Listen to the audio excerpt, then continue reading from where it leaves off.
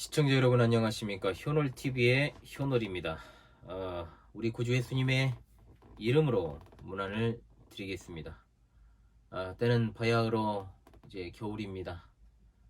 추운 겨울 시즌이 시작되었고 지난 3일간은 좀 따뜻한 것 같더니 어제 이제 좀 비가 오는 듯 하더만 좀 쌀쌀해지고 굉장히 오늘 오전은 춥습니다.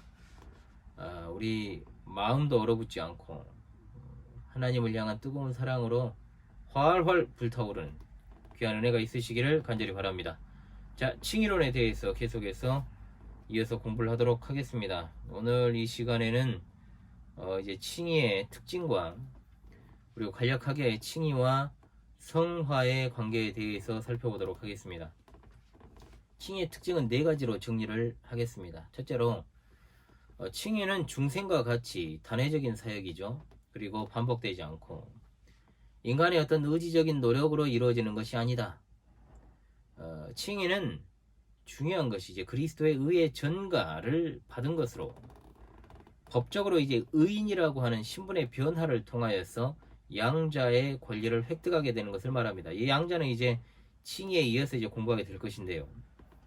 두 가지를 핵심적으로 기억하십시오. 단회적이다라는 것과 그리스도의 의의 전가다. 인간의 의지적 노력이 아니다.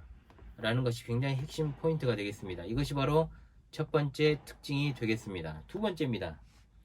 그러면 칭의는 언제 이루어진 것이냐? 칭의 시기는 언제냐? 영원 전이다 라고 말할 수 있습니다. 웨스트민스터 신앙고백서 11장 4항에서 하나님은 영원부터 선택된 모든 사람들을 의롭게 하시기로 작정하시고 그리스도께서는 때가 참에 그들의 죄를 위하여 죽으시고 그들의 죄를 위하여 다시 살아나셨다. 그러기에 그들은 성령께서 적절한 때에 그리스도를 그들에게 구체적으로 알게 하실 때 비로소 의롭게 된다라고 진술하고 있습니다. 하나님은 영원 전부터 이미 우리를 의롭다 하셨고 그러면 믿음이라는 것을 통하여서 성령님의 내적 사역을 통해서 그것이 주어진다는 것이죠. 앞서 설명을 했던 것처럼 이것은 단회적으로 완성이 됩니다. 물론 신앙이 개개인에 따라서 약해지는 경우가 있습니다. 그러나 그것을 오해하면 안 되는 것이 그것 때문에 어떤 칭의 자체가 흔들린다거나 또는 신자 본인이 하나님과의 어떤 기쁨의 관계를 자각하지 못하는 것은 아니다. 신자는 칭의를 자각하고 회개를 필요로 하는 존재라는 사실을 기억해야 될 것입니다. 자, 세 번째입니다. 칭의는 전적인 하나님의 은혜요 성도의 공로가 아니라 그리스도의 의의 전가에 따른 중생의 은혜다 라고 할 수 있겠습니다. 자, 첫 번째 특징과 맞물려 있죠.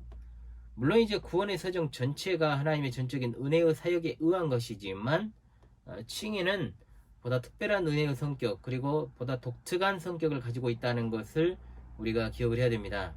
로마서 3장 23절 4절에 모든 사람이 죄를 범하였으며 하나님의 영광에 이르지 못하더니 그리스도 예수 안에 있는 성령으로 말미암아 하나님의 은혜로 값없이 의롭다 하심을 얻은 자 되었느니라. 아멘.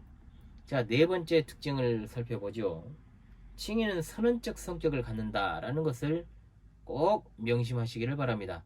로마서 5장 19절의 말씀에 한 사람이 순종하지 아니함으로 많은 사람이 죄인 된 것 같이 한 사람이 순종하심으로 많은 사람이 의인이 되리라고 하였습니다. 즉 칭의라는 것은 중생이나 회심 그리고 앞으로 살펴볼 성화와 같이 어떤 새롭게 되는 과정이 아니라 죄인에 대한 하나님의 법적인 판결, 선언 또는 선고라고 말할 수 있는데 그 근거가 뭐냐? 바로 그리스도의 속죄의 사역이라는 말입니다. 그리스도께서 죄인의 변호자 그리고 중보자로서 그 속죄의 사역이 완전하다라는 사실을 드러내시는 겁니다. 자, 그렇다면 이번 시간에는 또 이제 덧붙여 가지고 칭의와 성화의 관계를 한번 살펴볼 것인데요.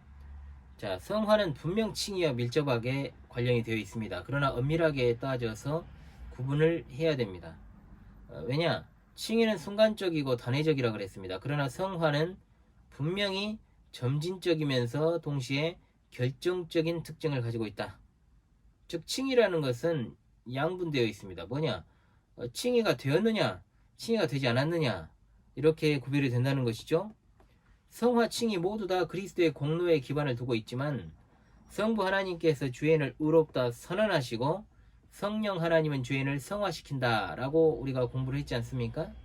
그러면 칭의는 외적으로 주어지는 하나님의 선언적 은혜라고 말할 수 있다면 성화는 뭐겠습니까? 바로 그 선언적 은혜가 주관적으로 내면적으로 삶에 적용되게 되는 것, 그것이 바로 성화다라고 말할 수 있다는 것이죠. 그러므로 칭의가 인간 밖에서 행하시는 하나님의 판결, 즉 이것을 이제 보통 하늘의 법정이라고 부릅니다. 하나님께서 계시는 하늘의 법정에서의 판결이 칭의라고 한다면 성화는 뭡니까? 인간의 내면에서 행하시는 하나님의 은혜로운 사역이다, 사역적인 행위다 라고 우리가 부를 수 있게 되는 것입니다. 자, 다음 시간 이제 칭의의 마지막 시간으로 함께하게 될 것인데요, 칭의에 있어서의 바른 성경적 관점이 아닌 잘못된 칭의론과 그리고 칭의에 관한 이제 균형 잡힌 칭의를 정리하고 마무리해야 될 것 아닙니까? 이제 그러한 시간을 갖도록 그렇게 하려고 합니다. 그렇게 함으로 칭의에 관한 시간을 마무리할까 합니다. 이 부분을 잘 복습을 하셔야 됩니다.